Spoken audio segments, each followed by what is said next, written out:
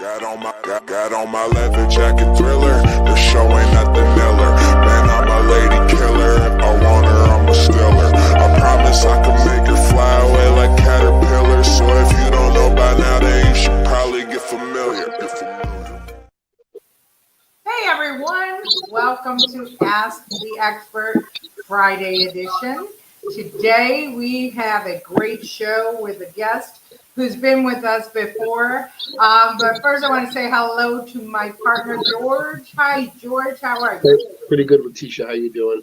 I'm doing fantastic. Thank you. We have had an exciting week, and we're going to break this down with our New York State Chairman of the Conservative Party. His name is Gerard Kassar, and he knows everything about politics and government nationally and in New York. Welcome, Chairman Kassar. Thank you, Leticia, and thank you, George, for having me on again. It's good to have you, Jared. I want to start by saying hi to our number one fan, Lucille Chabon, who has joined us today. Hey, Lucille, how you doing? And I want to say to everyone, please like and share the show. The more likes we get, the more love we get, the more people will come on and listen to the wisdom of our great experts. So let's start right off. Jerry, we saw the vice presidential debate the other night. Give us your analysis. Well, I will say this, for the past 4 years, and frankly prior to that, because I have met and spoken with Vice President Pence as both a congressman and as a governor, and have attended a number of events over the years with him. So I was always impressed by him, his knowledge, his ability to relate with ordinary people, to just his humanity. And I think we saw it all come out the other night on that debate. He came across as an individual who not only could defend the president, he could show the weaknesses in the Democratic platform by essentially reminding them of what they already put in writing. From the beginning of that debate, to the end of the debate, Vice President Pence was impressive. He was strong. He actually gained strength as you went through it. I mean, he had plenty of strong points to make relating to the president's agenda. He essentially, on different occasions, in the most polite way possible, explained that the Democratic Party and Biden and Harris were lying about the president's agenda and his successes. He could give references to prove it. And he was a little bit vocal in the process. Excellent evening. Additional proof that he has been a superb vice president, and many, many more reasons for a person to vote for the Trump-Pence team over the Biden-Harris team. I have to tell you, if I could add, I was not the biggest fan of Mike Pence until I saw him on the debate. It's really the first time I saw him debate, and it kind of changed my mind a little bit. He was pretty level-headed. He just kept on the points, and he was strong. So he won me over on that debate. I think that it was a great opportunity for us to see who could actually carry the agenda of their administration or their ticket. And I think that for me, and I got beat up on Twitter for saying this, but I was actually a little disappointed in Senator Kamala Harris's performance that night. To me, she became visibly shaken in some points, and I didn't appreciate the "excuse me, Senator, I'm talking" kind of admonishments that she gave more than one time throughout the debate. But we all know, any one of us that has been through politics and government knows that debate is part of moving the process forward, whether it's in the Senate or the locally or Congress or in the Senate or the State House, wherever it is. There's discourse, there's debate, and the Pence didn't go over too terribly long in his commentary. And she went over long and a couple of times, and she also said she was going to take some time back. And there wasn't, it wasn't such a hostile situation that she should have been admonishing him the way she was. And I think they also, I just want to finish this point. I think that they also did her a disservice by trying to lower the bar because she was a woman.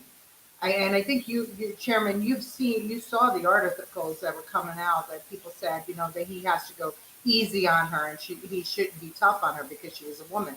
And as a woman, I thought that was insulting. Well, I'll tell you this, Leticia, that he came super prepared.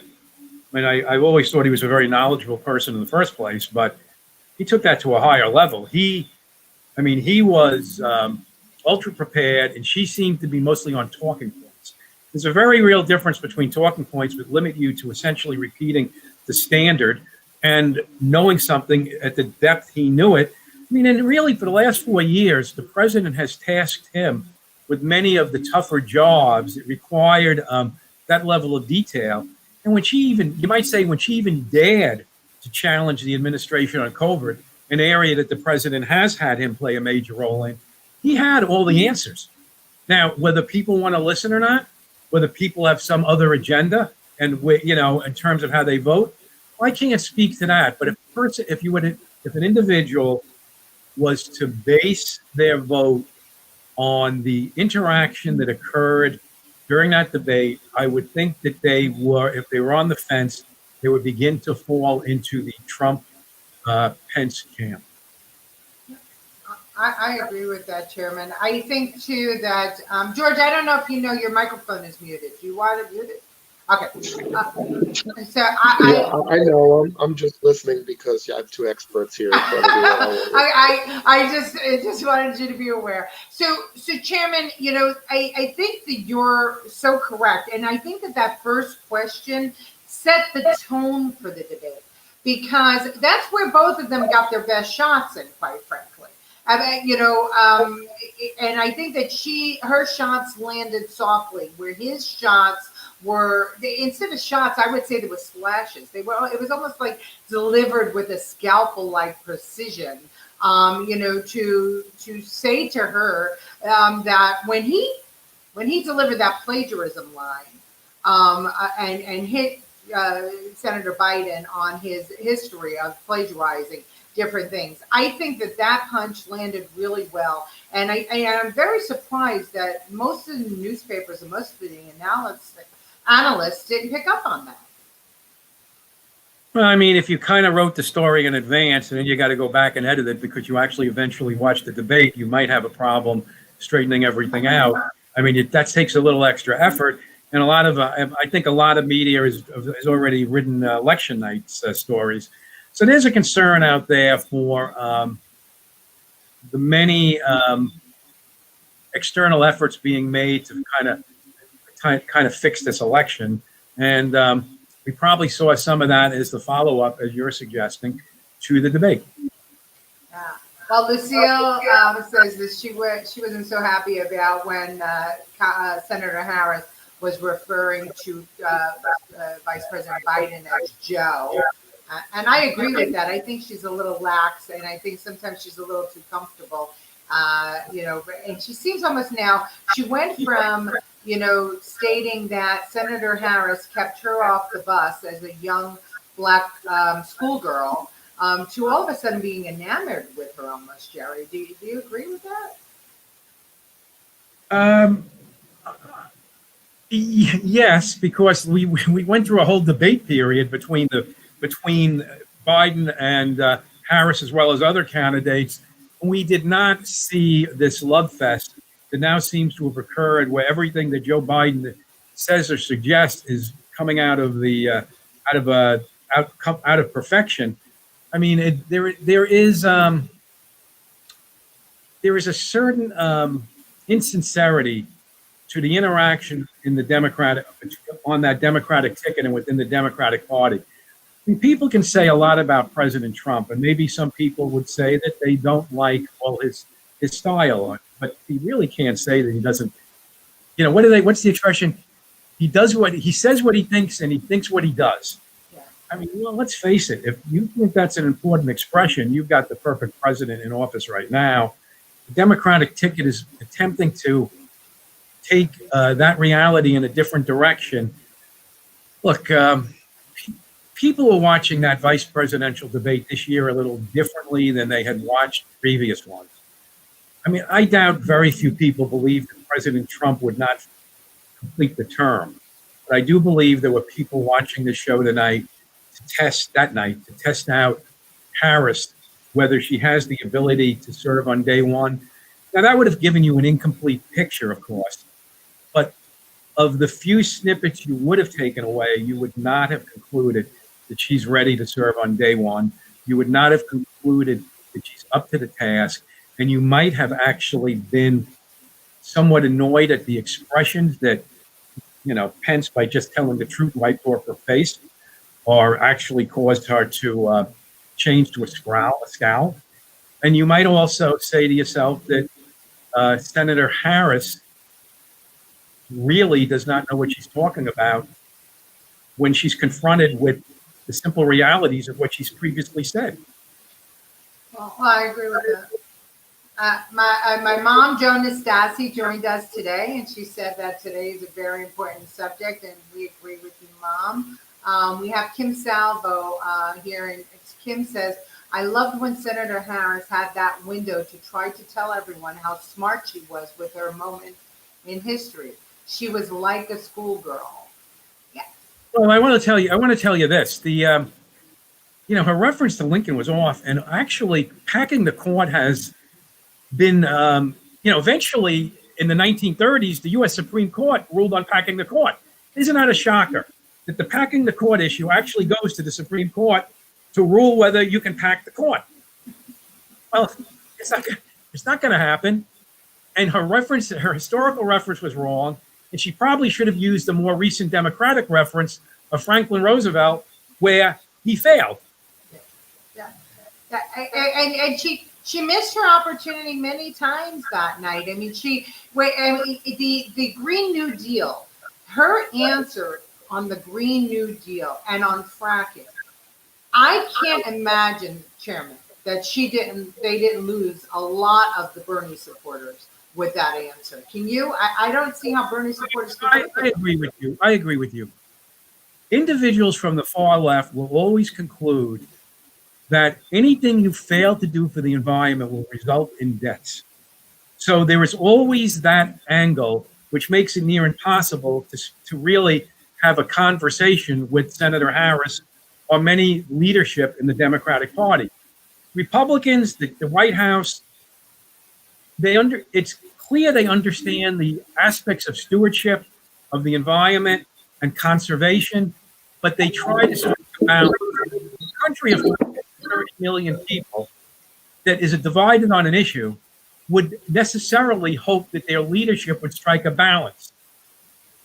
It became very evident that Biden and Harris on that issue, which they actually practically deny they even have an official position on, except they have an official position on, really do not even come close to representing the pendulum, which should be in the middle, which is where most Americans feel the country should be. Respectful,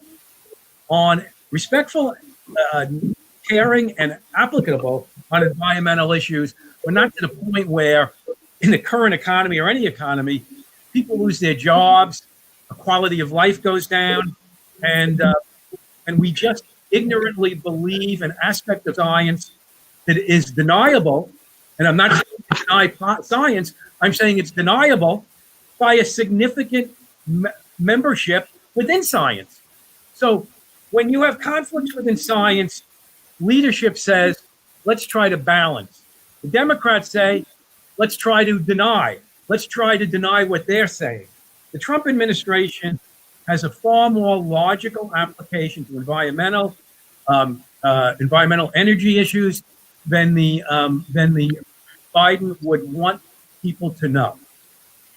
And let me just say this: Biden, coming out of Delaware, has a long history of supporting causes that are completely opposite of what the Trump administration and the rest of the Democratic Party actually think is good. you can't be from a state where DuPont is headquartered and all of a sudden always think the environment is, something that takes precedent over every other quality of life issue. I agree with that. So we have an interesting comment here from Paul Esmond. He says Trump has hurt himself by his perceived indifference to coronavirus and his bombastic, irresponsible comment. At the same time, this is a virus with a 99 plus percent recovery rate. His style is both terrible and refreshing at times. So, right. So what do you think about that? I mean, I think that I think that everybody could agree that Donald Trump is a different kind of president. But you go on, Chairman. I do think the president, as created by that team of around him, which gets a lot of media coverage when they say something that is not totally in line with him, but gets very little coverage. But 85 to 90% of the time they are in line with him. He probably has not done himself terribly the way he's handled some of the press conferences where he might have gotten a little bit into stream of consciousness type commentary. However, if you look at manage the country, then you look at the way some governors have managed their states, you'd have to conclude that he was more in the middle trying to play the role of the federal government with 50 sovereign governments than, per se, Governor Cuomo, who was just looking for scapegoats, pretty much anything that went bad. And the governor deserves credit for some of the things that went right. But let's face it, shouldn't he? You can be political too. You got to take some responsibility for the things you did wrong. And his whole thing was to I do something wrong, it's all Trump's fault. And then you've got a number of other governors like that. And I think that irritates the president. The president responds in kind. Now, I don't necessarily agree with maybe that response, but I certainly believe that the president's handling of COVID was far better than the Democrats want to portray it. And that's backed really up by his own scientific team. George, Yeah, I mean, he was ahead of the curve asking them to close. They were out, and everyone knows this. Pelosi was out in Chinatown screaming it's safe to come out in January while he was trying to stop travel from China. But the media just blanks on it. It doesn't get focused on. I mean, election seasons are sometimes described as silly seasons. There's nothing silly about this year, though. But they do say silly seasons from the perspective of people will say literally anything. We have really suffered under this year. Important policy decisions have gotten skewed by politics. Really, the Democrats and Pelosi are as equal to blame as anyone could be in this game. I mean, I've seen it here locally with totally made up stuff that Congressman Max Rose has done against Assemblywoman Nicole Maliotakis, and you're going to pay for that. Because many people have said to me, it's totally ridiculous. You've got a situation here locally where Nicole Maliotakis is so well known, interacts with so many people on a personal level that they know who she is, and all it is gamesmanship done out of D.C. by Pelosi-backed PACs and other money that is used to create lies eventually backfires.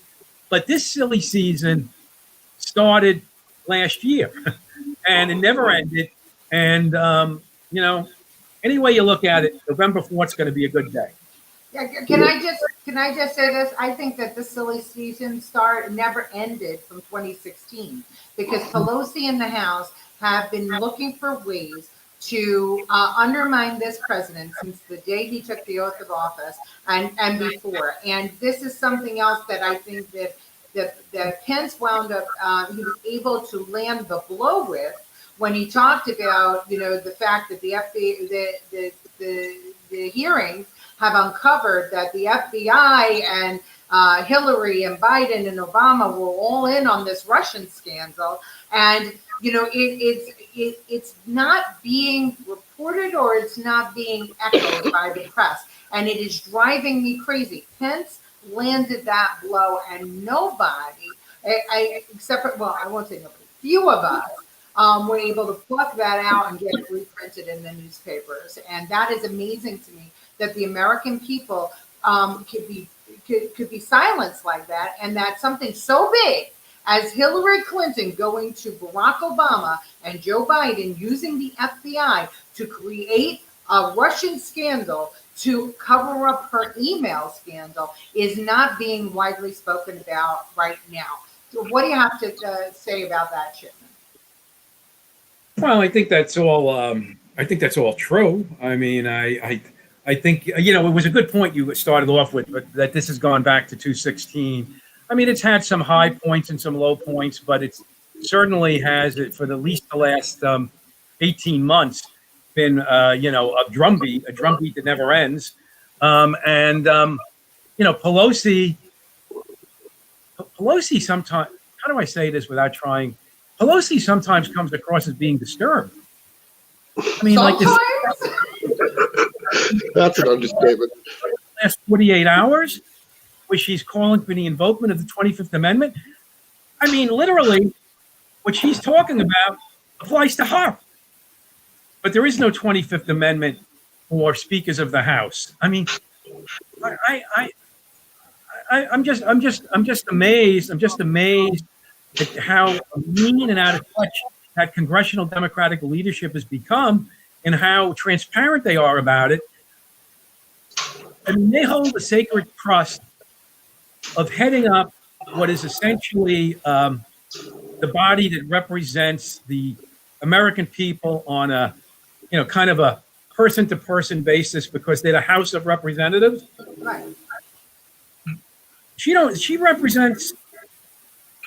represent the House of Representatives.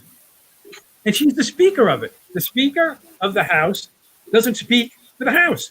She speaks for 51% of the House, but that's not really speaking for an entire body.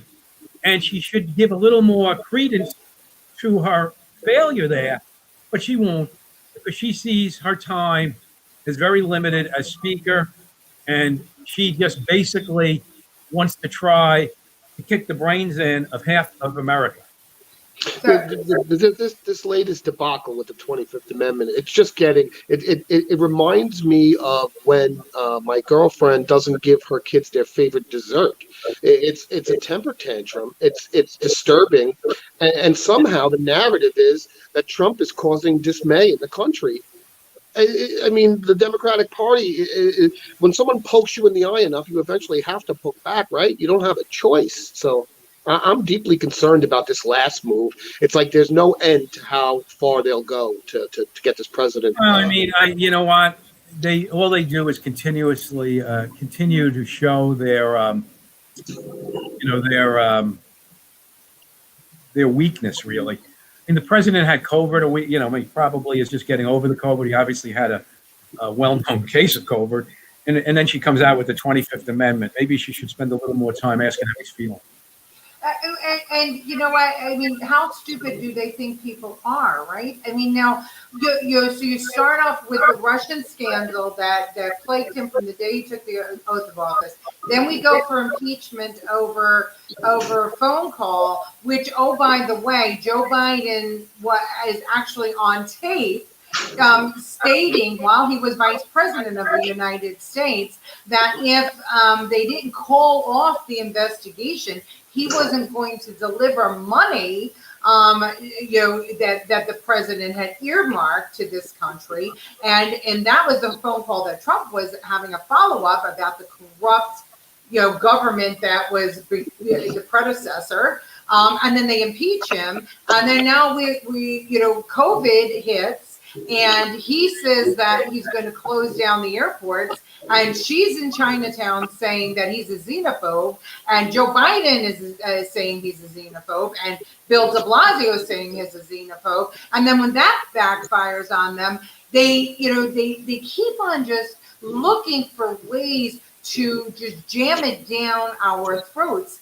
And to me, this 25th Amendment situation now is ironic, because the truth is, the question has been, is Joe Biden fit to serve? Exactly, right? Exactly. She raised an issue that will probably be a real concern if by some disaster, Biden gets elected.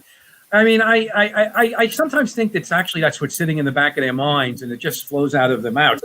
She has a recent history, maybe more than a recent. I'm talking a few years.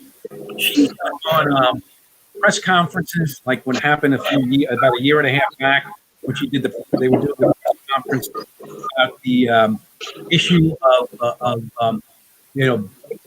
Born Alive bill, which came before the House to force many states to pass these laws where doctors are not required to save the life of an attempted aborted baby that's born alive.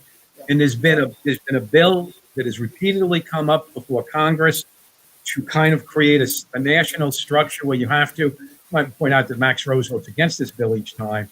Wonder if he wants to actually put that in one of his mailers or on TV that he can brag about, but probably not. But here's the thing. She was doing a press conference. There was some comment made about religion and the role of Catholicism and to some degree in this issue, or Christianity. And I mean, she went zonkers. She went zonkers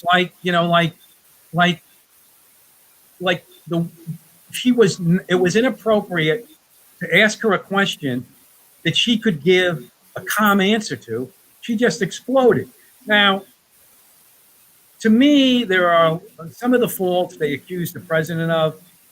They have a longer history in government of exhibiting these faults, but they have not received, like a Pelosi, strong enough opposition in an area like San Francisco, which is, it's not going to happen, but they haven't received the type of opposition which might make them wake up a little bit. And that has been part of the problem. The Democratic leadership in the House of Representatives is essentially in its late 70s on all levels. When you put it all together, it's its late 70s. These are candidates these are incumbents that have run and won for the last 30 or 35, 36 years. They are exempt from the normal realities of elective office, and they function in their own vacuum. And when we think they seem crazy and sound crazy, it's because they are. Yeah, they are. George, I put you on mute because we're getting feedback. When Jerry speaks, we're hearing some feedback from your microphone. So I just want you to check that out. Ed Richards, just so that you know quickly, Paul Edmonds, and I'm going to continue to read his comment. Bernie supporters may not have the best outlook, but they are rightfully concerned about being trashed by the machine. Delaware is a tax haven, right? Then he says, I'm an ex-Democrat, by the way. Thanks for reading my comment and good luck. And then he says, San Francisco has a way of doing that to people's brains, as we were speaking about Nancy Pelosi. So I don't know if you want to respond to any of Paul's. I mean, it's good. It's healthy to have a group of people in politics, as long as they're willing to operate in a civil manner, pushing back at the machine or the system. But eventually, they become the system too. So we got to be a little realistic about. I've seen that in county politics, in New York State politics, my whole life. The outsiders become the insiders, and then the insiders are worse than the previous insiders who went the outsiders. If any of that makes sense, that is just. But my point here, though, is that, Paul, you're right. You're right. I'm glad you came over. I mean, one of the things that's great about our side is that when the polls close, as soon as we can stop talking about politics, I'd rather go fishing. That's the truth. Hey, if I could change the topic for a second, because I'd love to hear Jerry's opinion. I already know yours, Leticia, on why the Democrats are, and I'm going to ask this in a very horrible way, I'm sure. Why the Democratic Party is holding the relief pack? Why did they hold the relief package hostage? And why is the media blaming Trump for doing that when the package that they're suggesting, and forgive me, I'm just going to rattle off a few of these. $300 million in migrant and refugee assistance. And you want sound. You can't hear you, George. Can you hear me? Yeah, I can hear you now, George. You should consult with Vermont agents. They have good tech. Yeah, no, I'm having all sorts of tech trouble today. This is making me feel very good. So I'll just ramble off a few more. $300 million for the endowment of the arts, $300 million for the endowment for the humanities, $30 billion for the Department of Education Stabilization Fund, $200 million to safe schools, $300 million to public broadcasting, $500 million to museums and libraries. This is the bill they wanted the president to sign. Well, and also had cashless bail in it, among other stuff too. You know what I mean? It was a panacea of progressive ideas, spending that we can't afford, things that will not help the economy. Look, they put it all out there, and then they basically didn't want to negotiate it because, you know, they you listen to the governors. They all look at the Democratic governors. They all look as their savior, Biden, so that Biden can come, you know, somehow find $6 trillion, or was it $4.5 trillion? I'm losing the trillion number.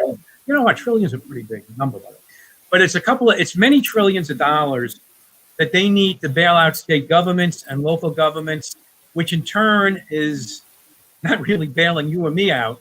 So they probably are looking to the president not to be willing to work this through. Now, the president came back with the proposal that he would sign individual bills. That really puts them on the spot because you've got that, you know, the $1,200 in there for individuals, money that goes directly to people, and without. It was good that he came back with that, so that they're now a little bit on the spot. But you know, the answer to your question, George, is it was a political tactic designed to fail for purposes of helping elect Biden. Uh-oh. It's okay, Lou. Hey, that's okay. So go ahead. You were saying it's designed to fail. It was designed to fail, which I think now the president is responding to better, and so that it would be a political boost to the ticket to their ticket and Biden come November. Okay, so Ed Richards thinks that Nancy wants to use the 25th Amendment to get rid of Biden so Camilla can take over if they win, which ain't gonna happen. I mean, that's a deep conspiracy theory. I mean, let me say this to you. I mean, hey, George, how are you doing? Hey, not bad. I think I had my camera working finally, so I hope it sounds okay. You were on my right before. Now you're in the middle. I feel better. But But yeah, I look. The 25th Amendment is kind of something you would more or less usually see on the West Wing, or some other commentary show, or in a constitutional law class. It's got extraordinarily limited usage, and actually, when applied, doesn't necessarily remove a president anyways, because we have a very strong constitution protecting the distance of the executive branch from what can be the lunacy of the legislative branch, as reflected by some of the things we're hearing these days. So, I mean, I actually think she should have actually consulted with counsel before she opened her mouth, but I doubt that was ever her intent. I doubt they're setting a stage for anything. It was one of those comments that isn't going to stand the test of time. In 3 or 4 days, the news cycle will move over to something completely different. And really, that's the nature of politics today. News cycles. You get a news cycle that talks about anything over 48 hours. You have something really big on you. They couldn't even keep the COVID story on the president going for more than 72 hours. That's true. That's true. And then of course it's all the things that are not being spoken about in the news cycle that have gotten my attention these days. But let's move on to I'm sorry, we've got our friend and our birthday boy from yesterday, Joseph Badoriano, has joined us, and he says, Chairman Kassar, while it's been over 36 years a Republican carried New York State, the rancor against the governor and the mayor is very strong. Are you optimistic that Republicans can take the state in 2020 and the subsequent two years? Do you believe the president will carry our state or get strong numbers in New York State well beyond the built-in numbers? Well, thanks for the question, Joe. First, let me just say to you, Leticia and myself were extraordinarily active 26 years ago when Governor Pataki won his first term. And 12 years later, he was still in office. So the last time we did win statewide was 202, which is 18 years ago, which is far too long, but at least it's within the realm of my adult memory. I just want to do that. And Hi, Joe, Joe. so That's okay. It's not, it was just, I could see where Joe was coming from. His point is a solid point any way you look at it. But more importantly, a lot of politics does come down to who we run, how much money we raise, and what's going on with the incumbent. So first you have to draw the conclusion, can we win? Yes, we can obviously win. In fact, well, the cutoff number in New York City is 27 or 28%. Taking Nicole Maliotakis, she actually got enough votes in New York City running for mayor. If she was to carry through the normal scenario, one carries through in the state of New York, winning the counties outside the state, Nicole got enough votes in the city to create an environment where she would have won a statewide election. that's right. Now, she isn't running for any statewide election. If you're on this video, you need to vote for her for Congress. But my point simply is that there is very recent analytical data that would indicate that we have the ability to carry New York City at a certain level so that what normally kicks in around the state, we could elect someone statewide. But once again, it does still involve money. It does still involve candidate selection, and it also still involves, the campaign you're on, and it also involves a degree of luck. I mean, you need a degree of luck because although we call it political science, it's also political art, and some luck has to apply, or else you don't win. But to the basic point you're making, yeah, we can win it. We can win one of the statewide offices, possibly two, in 2 years. I might suggest to you that the New York State Attorney General is one of the most awfully incompetent statewide elected officials who's ever existed. She is incredibly limited to politicizing her office only. And if there was a 25th Amendment in New York State, you might be able to conclude that she has a missing level of competency. But my point is that you have other opportunities as well as the governor, and it all plays into one another. And I am, as a state party chairman, I work closely with the Republican Party. I would be shocked if we weren't on the same page with the Republican Party in 2 years. And I am very hopeful, simply because I've also been getting phone calls from significant people who would like to take a closer look at this race in 2 years. And I'll keep you informed. That's exciting. That's 2 exciting. years from now, yesterday, I will be on this show discussing how we are going to win in 20 days. You mark it on your calendar. 2 years from yesterday, I will be on this show explaining how we're going to win. That is probably the most exciting thing that I have heard in a long time, Chairman. And I have to say to you, Joseph, I want to thank you for that question, because the ladies and gentlemen who are listening today, what the chairman said is so important for us to understand about Nicole's race for mayor in 2017 and the margin of, votes that she took in New York City, being able to be a game changer in a state race. Because what people don't really think about in New York when they think that New York is blue is that the only reason we're so blue is because New York City is so Democrat. And if we can get over the hump in New York City, we can get over the hump in the state. And that people would consider running for statewide seats, and in 2 years being able to talk about a victory. Chairman, that I think everybody needed to hear. Leticia, just remind me, when Nicole ran in 2017, she won the 11th congressional district, didn't she? She won it by 68%, Chairman. 68. Yeah, 68% of the 11th congressional district. So that's a huge 68%. number. Okay, so all right. Well, that's just another factor. People just got to look at these things. Okay. So let's just stay on Nicole for a minute, because I do want to talk about this race, because no matter no matter where she is or what she does, and yes, I have a bias. So anybody that's going to tweet at me that I'm an idiot or a weirdo or whatever, I don't care. I do have a bias against Nicole Maliotakis because she is not against for because she's a trailblazer and she beat an incumbent who was Sheldon Silver's darling when she took the seat back in 2010. She was outspent 5-1 and she beat her.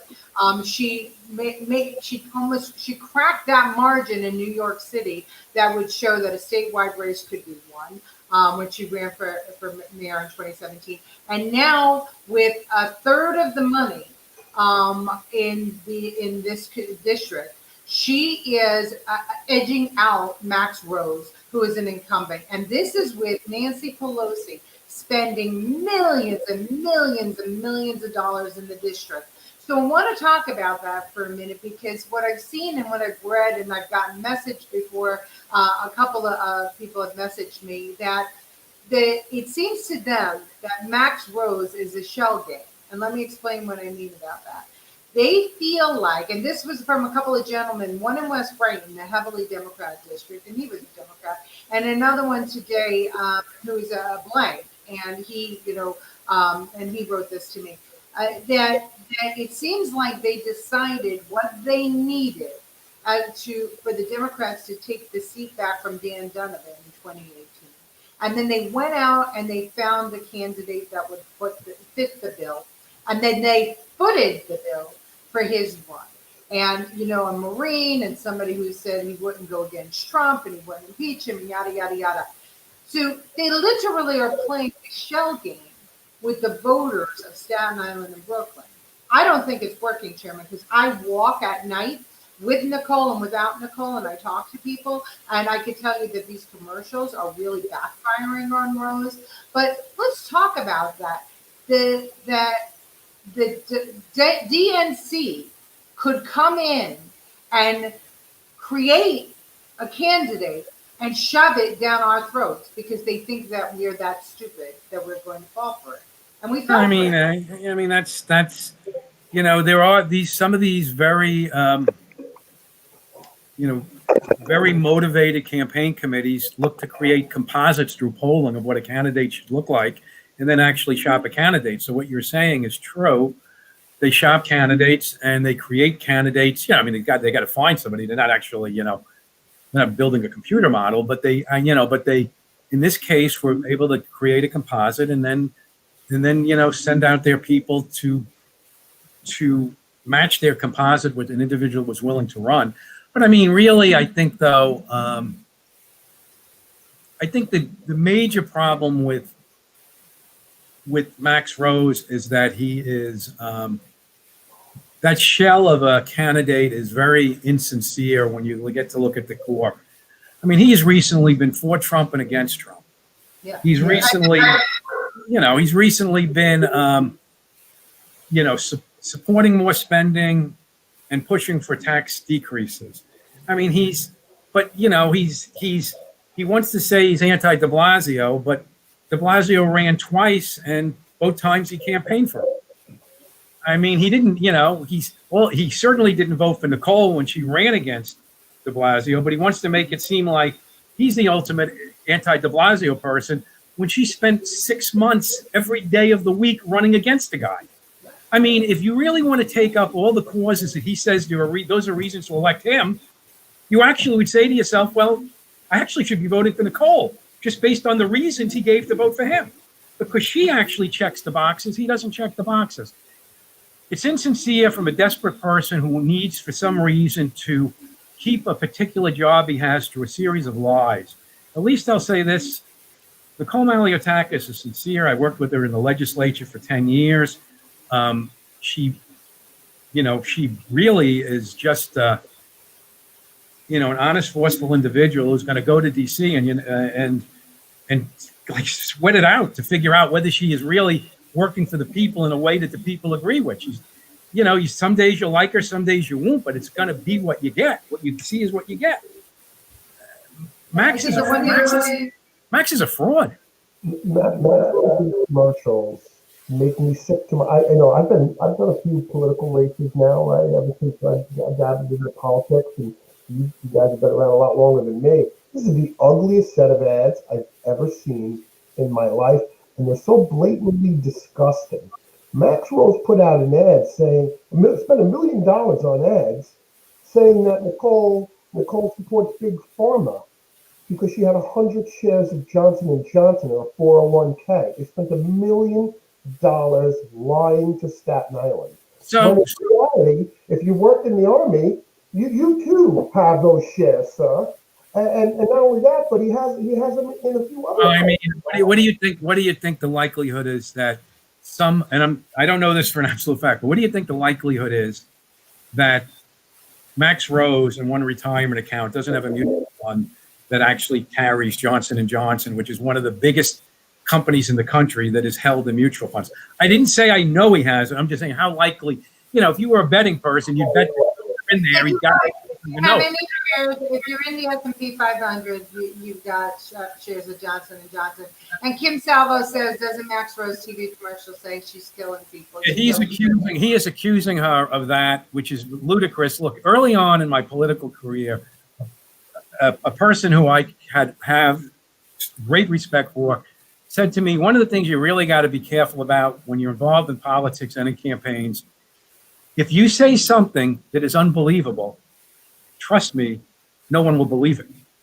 So playing off that, what he's attempting to do, though, is through massive amounts of money that comes out of Pelosi in D.C., his money is 80% outside of district, maybe more, but I know the last time I looked it was 80% from outside of district.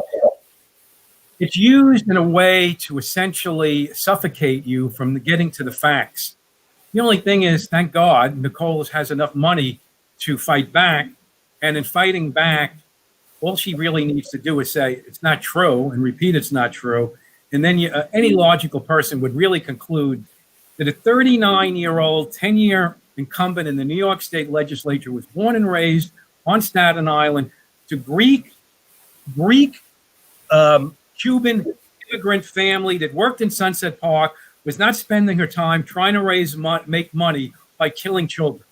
You just would actually, any normal person would conclude that Max Rose is full of garbage. Yep, good for you. I think you said it, Leticia, or Jerry. This district knows Nicole. When you say ridiculous things like Nicole didn't fight but wants to raise your property taxes, when I spent 6 months walking around with her fighting property taxes, going to rallies, setting up rallies, and get these taxes taken care of, it's hysterical. So just 6 years before Max moved into any part of the district, because he moved for a brief time into the Brooklyn part from Westchester, and then he, of course, moved over to Staten Island, just in time to go after Donovan. 6 years before that, Nicole Maliotakis sued the Port Authority because the Port Authority was essentially taking money from the Port Authority bridges and tunnels and throwing it into other activities that were of no benefit to the people of the district. But she was able to get the Port Authority to admit to it, provide the data, and with that data, a stronger argument could be made, which eventually caused the Port Authority to move over to put money into projects that benefit the people of Brooklyn and Staten Island. That was 6 years before he moved into the district. I know. Yeah.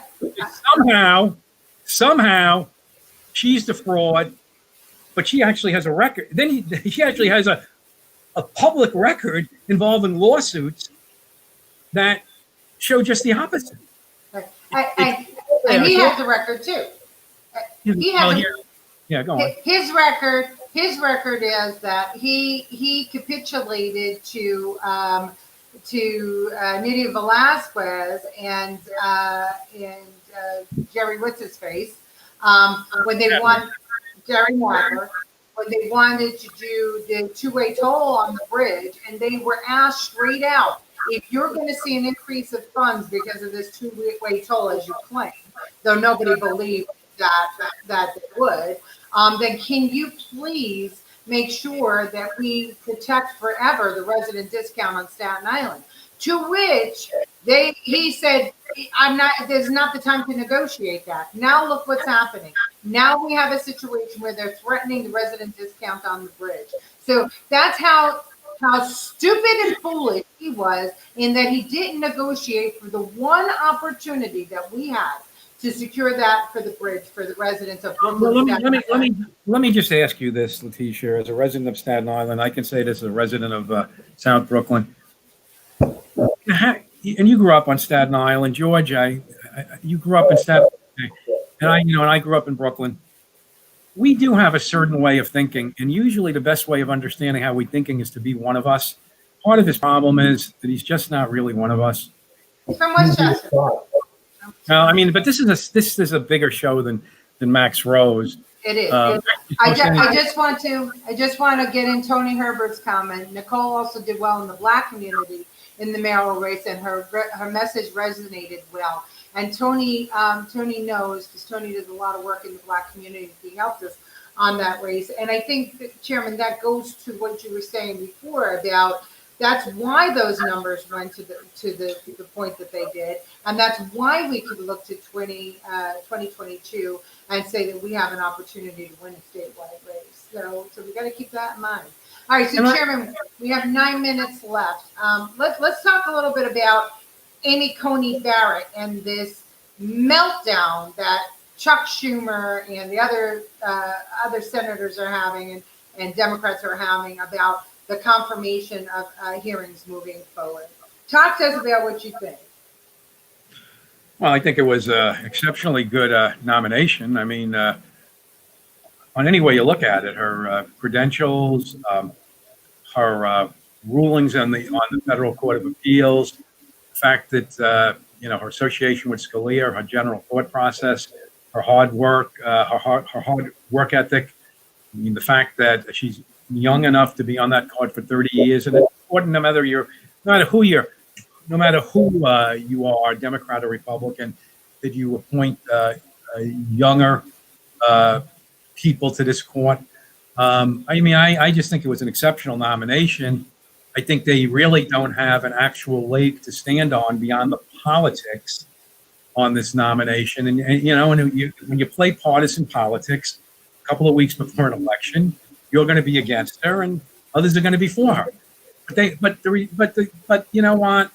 I learned this a long time ago as a party chairman. So much in this world really amounts to got votes. Well, okay, Chuck Schumer, let's put it to a vote. It's going to lose. It's going to lose. He can talk all he wants. He's going to lose. So the president is going to Mitch McConnell is going to put it to a vote. She's going to be nominated, and the only hope they seem to have is to try to get a case before the U.S. Supreme Court, allowing them to create more judges, which ain't going to happen. Jerry, how much did the last nomination for Obama, cutting the filibuster, affect this? You can filibuster, but the thing about filibuster is, and the rules are changed in the Senate, and since the 90s, you can filibuster, but you can't filibuster for 3 months. Filibuster. It's the simple majority that changed, George. Right. They basically let them talk themselves out. All right. I don't see how we don't have a U.S. Supreme Court Justice Barrett within the next few weeks. And with that, as it at least involves the judiciary, President Trump has been the most successful first-term president on judicial nominations in 100 years. Yeah, you certainly have. So let's talk about what do you think. Now, the only person that really is going to get FaceTime, right, on these hearings, if McConnell allows it, is going to be Kamala Harris, right? Because she's going to be in these hearings. She was pretty hard on Barrett when Coney Barrett when she was appointed to the bench, and she's been pretty hard on Catholics in general because I guess the Democrats feel that Ruth Bader Ginsburg, used her powers, to kind of legislate from the bench, and they are expecting that all the other judges are going to use their powers to try and legislate from the bench. But so the likelihood is we're going to have this nomination move forward. Okay. So what's the play for the Democrats? What is the play for Harris? Everything the Democratic Party does on this is going to be based around how it's going to affect Biden. It's got nothing to do with how it affects the American people from a judicial perspective. It's all it's about. I mean, when it's over, we'll have a presidential election. It'll go one way or the other, and obviously we're working hard to make it Trump. And we will have one more U.S. Supreme Court justice, which will take us slightly to right of center court and make it solidly right of center. And for that, on November 2nd, any way you look at it, we are big winners. Let's see how we look on the night of November 3rd. I expect to be a big winner that night too. But for all the rhetoric, for all the screaming and yelling, from a federal level, we would have actually had a superb year if you believe in common sense conservatism. So to me, I just wonder what the play is for the Democrats. I mean, she's going to have to do something, right? Because we know it's going to move forward. So we know she's going to have some questions for Coney Barrett. She's going to do the usual. She's going to try to stay away from the third rails, which she clearly fell right on top of when she essentially made the Knights of Columbus something of a. I mean, the Knights of Columbus. She made them seem like they were an extremist group. They were devil worshippers. It's like just. I mean, I don't know how she could put herself on the national stage and act like that, but she's going to be a little more careful this time. Her defense. What her defense really was the other night. Well, we're running a Catholic for president. I mean, this is she's the one asking the questions. And as far as, Biden is concerned as a Catholic for president, fine. But let's talk about what some of the value issues are for Christians. That plays a little bit more into than the label. Let's talk about, values. But having said all that, I think Harris has more to lose from these hearings versus Barrett than win. Now the judge is limited in how she can respond. But my sense is she's savvy enough to respond in a way that keeps her out of trouble, but makes a very strong point. And those points, if she seems very intelligent and Harris seems to be a little wicked, are going to only hurt Harris. I think so too. I think Ed Richards says that the Dems have been warned about focusing on her religion. And I get it. I think that this is almost a checkmate situation for Harris because because the Democrat Party is trying very hard, and we saw that with the debate. And so we're going full circle, folks, right back to the debate. We saw in the debate that they wouldn't talk about packing the courts, and they kind of wiggled away from the Green New Deal, and they wiggled out of fracking because they're afraid. They don't want Middle America to lead them. They want Middle America to come towards them. And in this, for her, she's almost in a no-win situation. If she speaks too much, as you rightly said, and Amy Coney Barrett looks smarter than her, she's screwed. If she focuses too much on Catholic issues, well, they lost a lot of Irish and Italian Catholics that are going to be Biden supporters, or they were hoping to be Biden supporters. So she can't really talk about religion. So what is she going to say or do other than say we shouldn't be making this decision so close to the election? She really doesn't have a leg to stand on. I mean, and you know what? Majorities and minorities always argue and fight over points of minimal significance beyond the process to the general public. Lots of Americans want to see this lady confirmed to the court. Other Americans do not. There will be a vote. We will move forward for hopefully another 30 or 40 years with this very articulate, studied judge playing a role, a role that affects all our lives. I have a lot of faith in this judge. She actually has a simple way of looking at her decisions, not an incredibly complicated way. This constructionism, which is actually a kind of a traditional way of looking into the U.S. Constitution, probably would make all our lives a little simpler and easier. And as much as the Democrats really don't want to accept this, probably going to turn a lot more over to the states.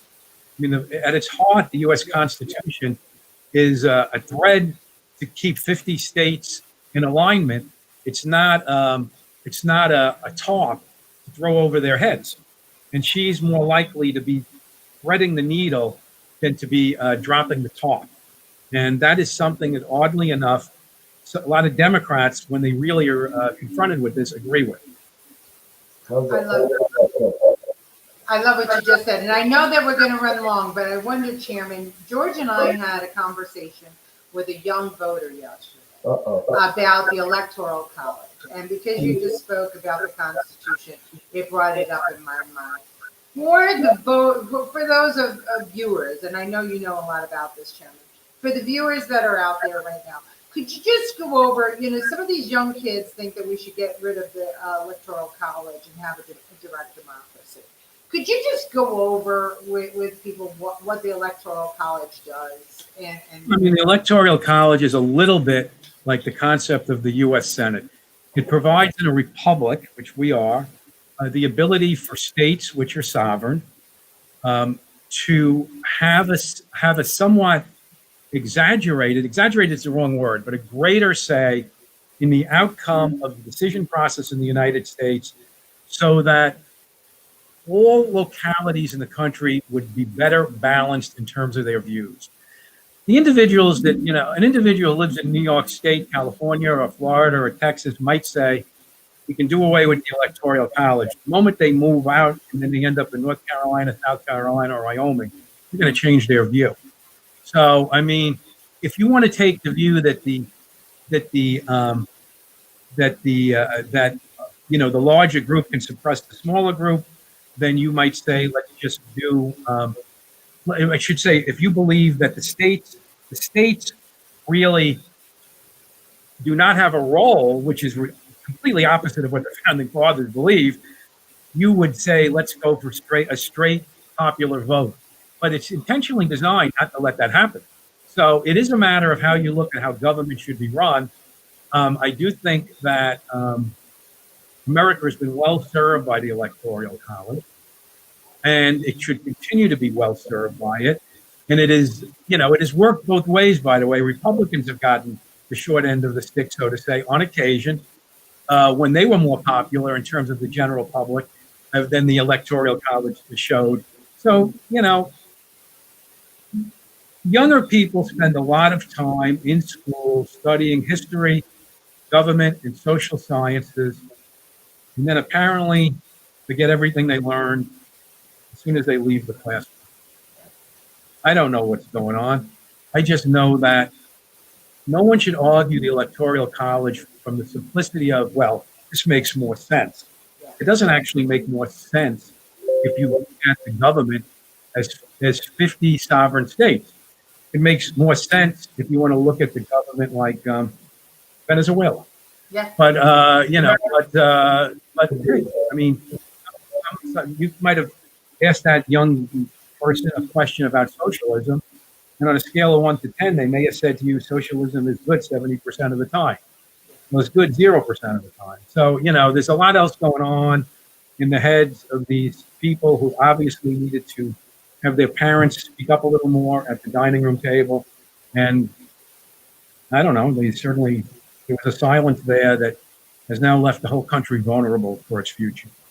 Well, I agree with that. And hopefully the only good thing that will come out of COVID is that parents now in certain states are having to actually get involved in their kids' education, because the school system is certainly in New York City has abandoned children basically. And maybe those parents can take some solace in that they can take the time to teach their kids the very important things of reading, writing, arithmetic, and what they need to know how to do when they grow up, and maybe get the college professors out. I mean, something to that point.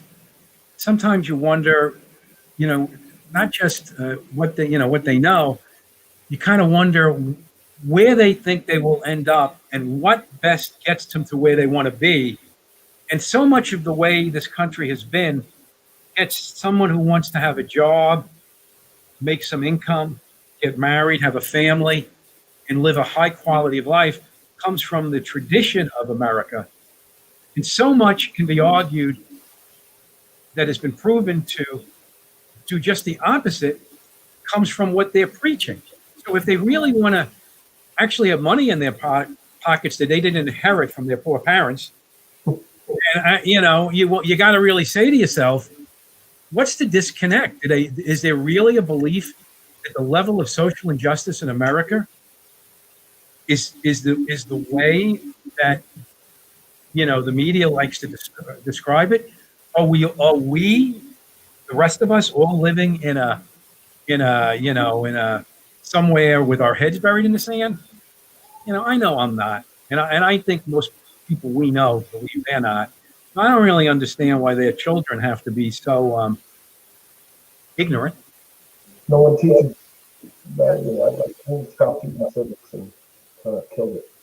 Okay, so Jim Kelly, Jim Kelly says that we lose 2 electoral votes come next cycle. Actually, probably, but right now, officially, New York State is 438 on the second one. We got to move up a couple of notches to do the 435. My personal opinion is that based on how COVID has affected the ability to count in New York City, we will lose 2. But actually, all data as of pre-COVID, and I'm talking about February data, indicated it was a higher likelihood we were going to lose 1. But I'm not disagreeing with you, Jim. Heaven forbid I disagree with you. I'm just saying to you that it's more about less right now about quantification as about a subjective review. But I do think the quantification, which will come out very soon, is probably going to prove you right. Right? Okay. So here's what I'd like to do, Chairman. I know we've run over. I know you're busy. I'd like to have you back, if we could, on the Friday before Election Day, so that we can kind of sum up if that works for you. I mean, that's fine. If I'm not with you, I'm going to be handing out literature on some corner. Hopefully. Well, take an hour break. Come with us, and then go back to it. It's something we all do. I mean, people in politics, when it gets down to that very crunch there, and there's so little else you can do with all the fancy stuff we do, you know what we do? We go out and hand out literature. That's right. Or make phone calls. And George, wherever you're going to be, I'm not going to be. Just keep that. I'm not going to Bay Ridge again like last year. I promise you that. All right, everybody. So we're going to take a break on Monday because it is, it's Columbus Day on Monday. Maybe we'll actually, it's supposed to be rainy, so maybe we'll actually have a show. We'll see. I'll let you know. Probably going to take a break, but we'll be back on Friday. At least it's still Columbus Day. At least it's still Columbus Day. Yeah. Thanks. Ed Richards says thanks from the Canadian border. Thank you, Ed. And we're going to try and keep you in New York and the United States with the Trump election. So I heard if one more person leaves New York State, we're going to lose 2 Congress members. Richards, did you hear that? Yeah. You go, we go. So Okay, ladies and gentlemen, thank you. It's been fantastic. You have a great weekend, Chairman. As always, you've enlightened us and you've entertained us. George, see you next week. Thank you. Good evening. Bye.